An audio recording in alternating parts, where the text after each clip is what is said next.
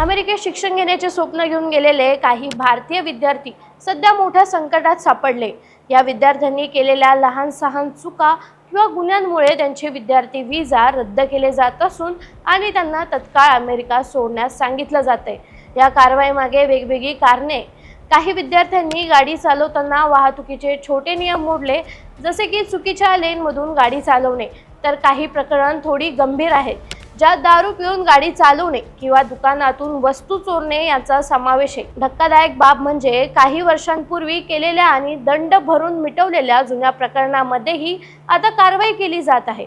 विद्यार्थ्यांना त्यांच्या कॉलेज किंवा युनिव्हर्सिटीमधील डेसिग्नेटेड स्कूल ऑफिसर कडून अचानक ईमेल आला। या ईमेलमध्ये स्पष्टपणे त्यांनी सांगितले की त्यांचा F1 व्हिसा आता वैध नाही आणि त्यांचे सेव्हिस रेकॉर्ड जे आंतरराष्ट्रीय विद्यार्थ्यांचा मागोवा ठेवते ते रद्द करण्यात आले। याच ईमेलमध्ये त्यांना तत्काळ देश सोडण्याचाही आदेशही त्यांनी दिला। या अनपेक्षित कारवाईमुळे विद्यार्थ्यांमध्ये भीतीचे वातावरण असून काही विद्यार्थी घाबरून लगेचच भारतात परतले, तर काही विद्यार्थ्यांना अमेरिकेतील स्थानिक अधिकाऱ्यांनी ताब्यात घेतल्याचेही सांगितले जाते।